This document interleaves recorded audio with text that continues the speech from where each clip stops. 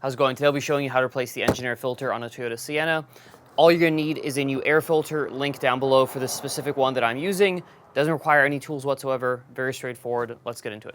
First thing we do, these two metal tabs, all you're going to do is just pull them back, 1 and 2, and then you're going to slide this whole piece back, and then you're going to lift up.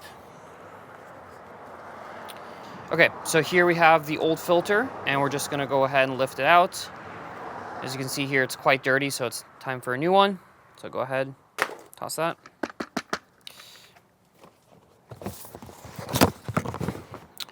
We're going to take our new filter,